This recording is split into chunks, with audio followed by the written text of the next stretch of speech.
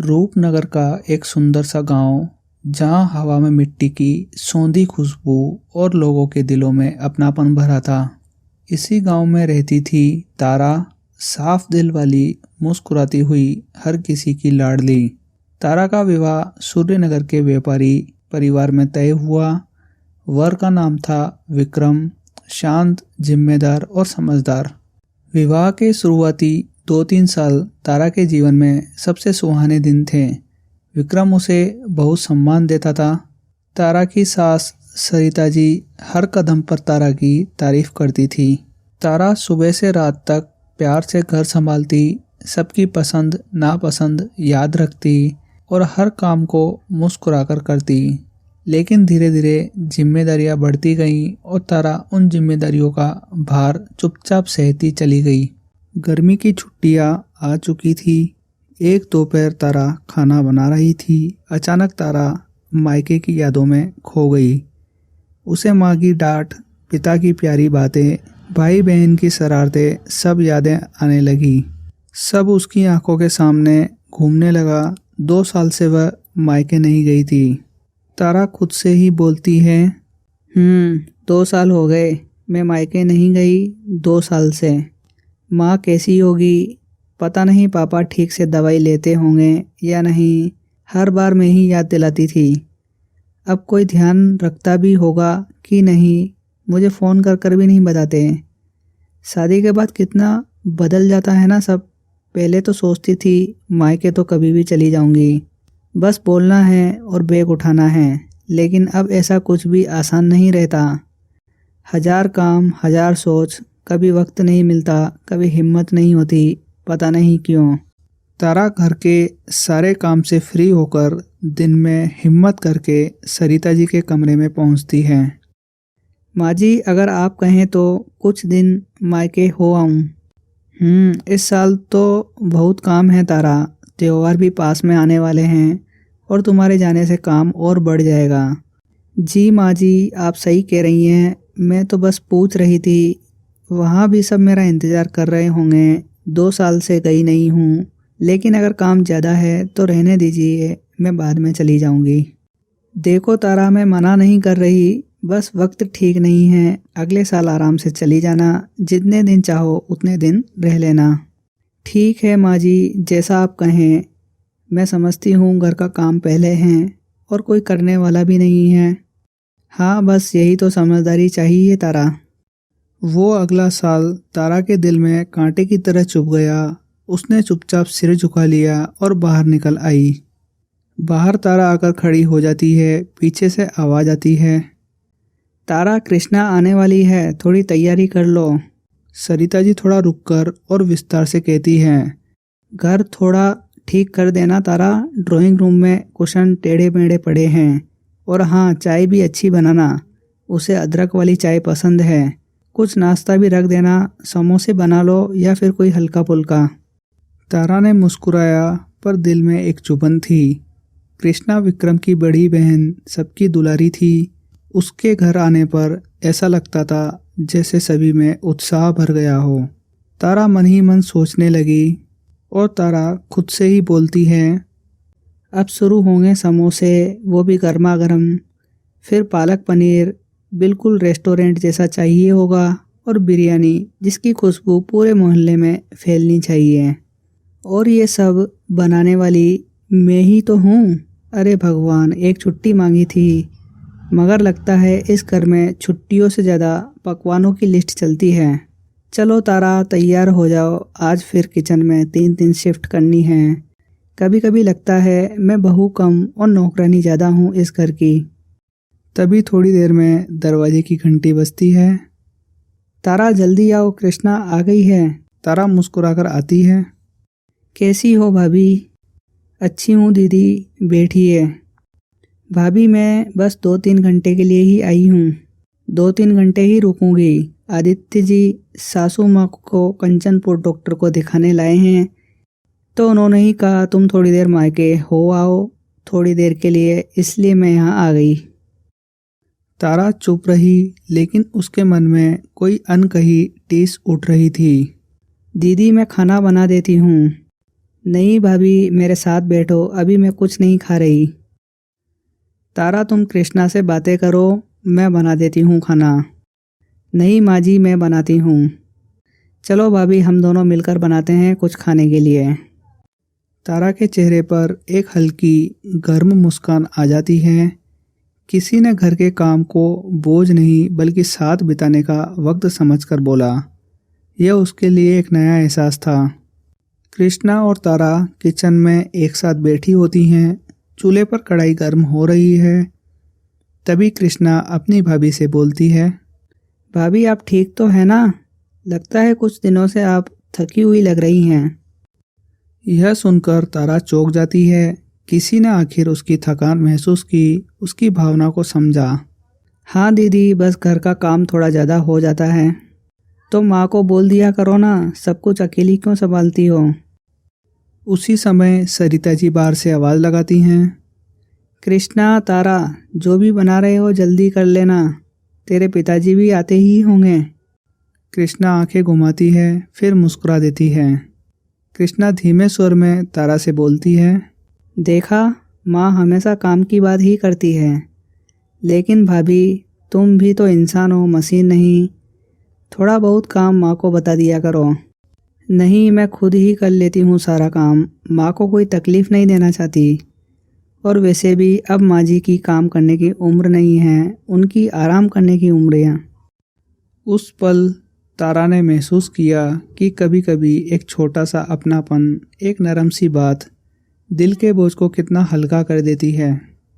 रात को कमरे में विक्रम और तारा दोनों साथ बैठे होते हैं। तारा, तुम थक गई हो, आराम कर लो। आराम?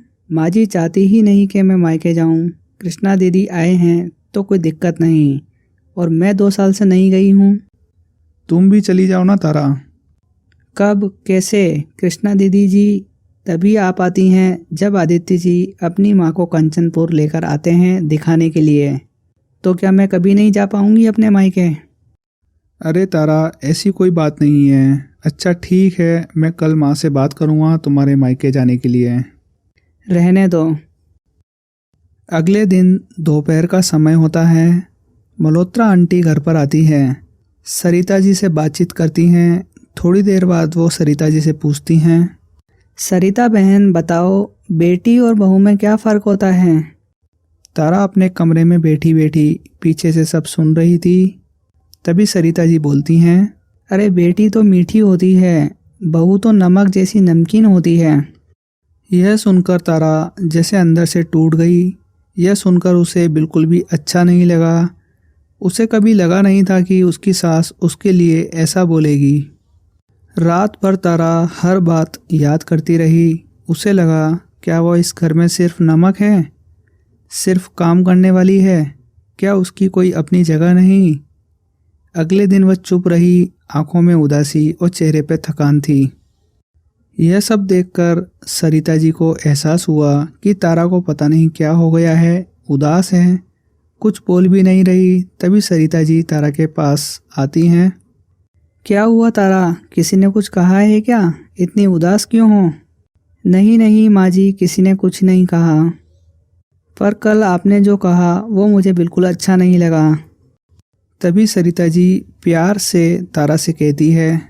तारा, तुमने बात का गलत अर्थ निकाला। तुमने मेरी बात को सही से समझा नहीं बेटा। मैंने कहा था बेटी मीठी होती है क्योंकि उसकी गलती भी मीठी लगती है। माँ का दिल पिघल जाता है, लेकिन बहू नमक जैसी होती है। खाने में अगर नमक कम हो तो पूरा खाना बेस्वाद हो जाता है। जरा सा नमक भी पूरे घर का स्वाद बदल देता है तारा।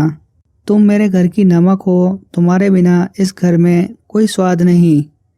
तुम नहीं होती तो घर खाली खाली सा लगता है। हम सब तुम्हारे नमक के कर्जदार हैं बेटा। यह सब सुनकर तारा भावुक हो जाती है। शाम को विक्रम ऑफिस से आता है। माँ, तारा मायके जाना चाहती है 1-2 दिन के लिए, मैं छोड़ आता हूँ इसे। यह सुनकर तभी तारा अचानक मुस्कुराकर बोल उठती है। नहीं, मुझे नहीं जाना। मैं चली गई तो घर का खाना बिना नमक का हो जाएगा। विक्रम आश्चर्य से दोनों को देखता रह गया। आज पहली बार उसने माँ बेटी जैसे रिश्ते को अपनी आंखों से बनते देखा। रिश्तों का असली स्वाद मीठे शब्दों से नहीं, समझ और अपनापन से आता है। तारा ने सीखा कि वह इस घर की नमक है, छोटी पर सबसे ज़रूरी, और यही एहसास उसकी ज़िंदगी का सबसे सुंदर स्वाद बन गया। सुबह सुबह तारा रसोई के काम में लगी है। तारा चाय उबाल रही है, थोड़ी थकी हुई है लेकिन चेहरा एकदम शांत है। तभी सरिता जी रसोई में आती है। अरे बहू, सुबह सुबह फिर लग गई काम पर, ज़रा आराम भी कर लिया करो। बस मम्मी जी, काम हो जाए उसके बाद आराम करूँगी।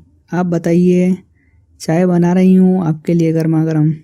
हाँ बेटा, और सुन, अगर मायके जाना हो तो आज चली जाओ, विक्रम भी आज फुर्सत में है। यह सुनकर तारा चौंक जाती है।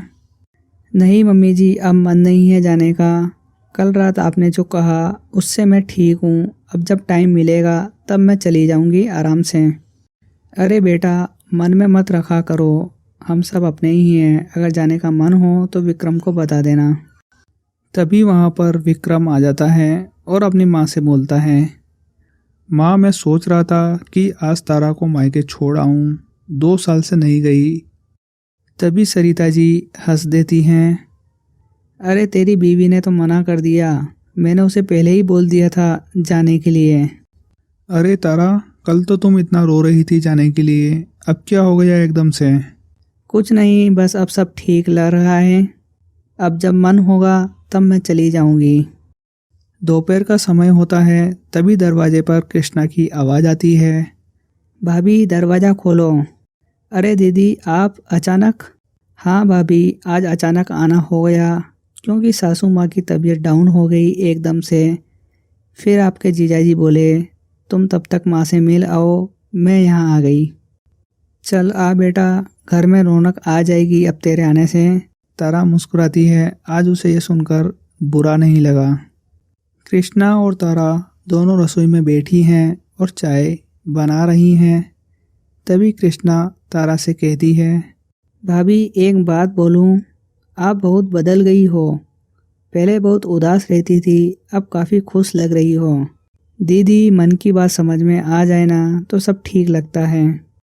माँ सच में तुम्हें बहुत चाहती है भाभी, बस दिखाती नहीं है। यह सुनकर तारा की आंखें भर आती हैं। हाँ दीदी, अब समझ आ गया है मुझे।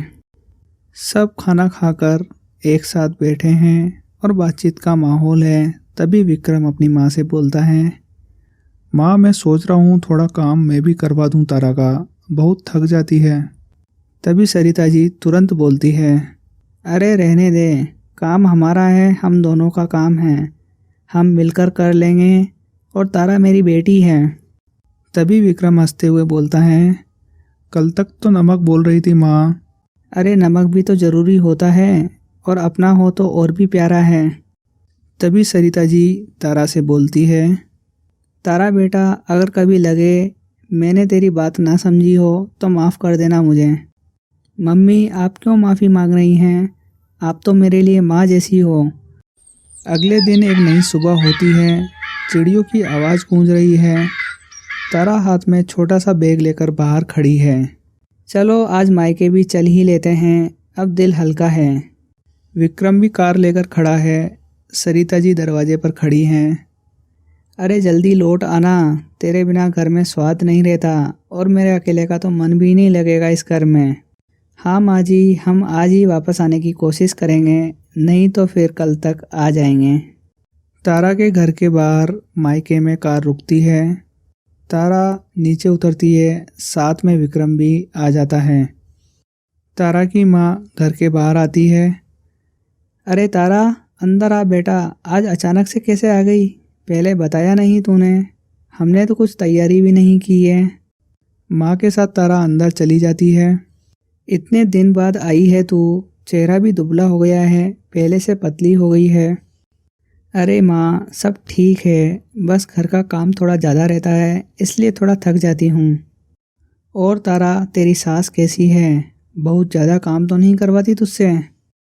नहीं माँ, वो अच्छी हैं, बस कभी कभी थोड़ा सख्त बोल देती हैं, पर दिल से साफ हैं। ठीक है, चल बैठ, पानी पी ले, मैं चाय बनाकर लाती हूँ तेरे लिए। उधर तारा की माँ विक्रम को देखती है। अरे दामाद जी, आप आइए ना, मैं चाय बनाकर लाती हूँ आपके लिए। आइए बैठिए। नहीं माँ, मैं चलता हूँ, बस तारा को छोड़ने आया था, शाम को फिर लेने आऊँगा। ठीक है बेटा। तारा की माँ दोपहर का खाना बना रही है। तारा अपनी माँ के पास बैठी है और अपने पुराने दिनों को याद कर रही है। और बता बेटा, ससुराल में सब ठीक है ना? किसी बात की दिक्कत तो नहीं है? हाँ माँ, सब ठीक है, बस कभी कभी मन उलझ जाता है, पर अब सब समझ में आ गया है और अब सब ठीक है। अच्छा है। और तेरे ससुर जी कैसे हैं? वो पहले थोड़े चुप रहते थे मुझसे, पर अब बात करने लगे हैं। कहते हैं तारा से घर में शांति रहती है, तारा नहीं होती तो इस घर में किसी का मन नहीं लगता, घर की रौनक चली जाती है। वाह, ये तो बहुत अच्छी बात है तारा। शाम का समय होता है। तारा घर के बाहर खड़ी है। तभी उसका छोटा भाई रोहित बाहर से खेल कर आता है। अरे दीदी, कब आई? फ़ोन नहीं किया तूने? बस अचानक ही आ गई। कहाँ था तू? कब से आई हुई हूँ मैं? कहीं नहीं, दोस्तों के साथ खेलने गया था, बस अभी आया हूँ। सुना है तू रो रही थी पिछले कुछ दिनों से। तभी तारा उसे घूरती है। तुझसे ये सब बात किसने कही? माँ बोल रही थी किसी से फ़ोन पर। माँ भी ना सबको बातें बता देती है। चल कोई नहीं, वैसे तू खुश लग रही है। हाँ, अब मन ठीक है, अब सब ठीक है। अगले दिन फिर से नई सुबह होती है और तारा के फिर से ससुराल जाने का समय आ गया है। तभी विक्रम भी तारा को लेने आ जाता है। तारा चले। तारा बैग लेकर आती है और वो चलने के लिए तैयार है। अरे इतनी जल्दी चली जाएगी? एक दिन तो और रुक लेती। इतने टाइम बाद आई है, फिर भी एक ही दिन रुकी है बस। मैं फिर आ जाऊंगी माँ, टाइम निकाल कर। घर पर बहुत काम पड़ा होगा, और वो माँ जी ने भी बोला था कि जल्दी आ जाना, क्योंकि उनका भी अकेले मन नहीं लग रहा होगा घर पर। हवा चल रही है। विक्रम कार चला रहा है। थोड़ी देर में दोनों घर आ जाते हैं। तारा, घर जाकर अच्छा लगा ना तुम्हें? बहुत दिनों बाद गई हो। हाँ, पर अब ससुराल भी घर जैसा ही लगता है। मतलब नाराजगी पूरी हो गई तुम्हारी? पता है, किसी से नाराज रहना इजी होता है, लेकिन समझना मुश्किल। पर अब समझ में आ गया है। अच्छा है, माँ भी खुश होगी। तभी तारा हल्की आवाज़ में बोलती है। हाँ, सोच रही हूँ आज उनके लिए गर्मा गर्म हलवा बना देती हूँ। तारा सीधे किचन में जाती है और हलवा बनाने के लिए घी गरम करती है। तभी सरिता जी भी पीछे पीछे रसोई में आ जाती है। अरे बहू, अभी ये क्या कर रही है? थक गई हो, आराम कर लो। नहीं माँ जी, आज ये हलवा आपके लिए है। बहुत दिनों से सोच रही थी आपसे कुछ बोलूं। क्या बोलना है तारा, बोलना। कभी कभी लगता था कि आप मुझे समझती नहीं, लेकिन सच तो ये है कि मैंने ही आपको समझने में देरी कर दी। आप घर संभालने में इतनी व्यस्त रहती हैं और मैं सिर्फ अपनी थकान देखती रही। माफ़ कीजिएगा माँ जी। घर तो हम दोनों ही मिलकर संभालते हैं तारा। कभी तुम संभाल लेती हो, कभी मैं संभाल लेती हूँ। तुम्हारी जगह कोई और होती तो क्या इतना संभाल पाती? तुमने तो बहुत काम किया है तारा, और कभी भी शिकायत नहीं की। तारा की आंखें हल्की नम हो जाती है यह सब सुनकर। इस कहानी का संदेश: रिश्ते समझ से संवरते हैं और प्यार तब बढ़ता है जब हम एक दूसरे की बातें सुनते हैं। घर वही है जहाँ दो दिल एक दूसरे का बोझ हल्का कर दें। अगर ये कहानी अच्छी लगी है तो हमारे इस वीडियो को लाइक करें और इसी तरह के और वीडियो देखने के लिए हमारी YouTube चैनल को ज़रूर से सब्सक्राइब करें।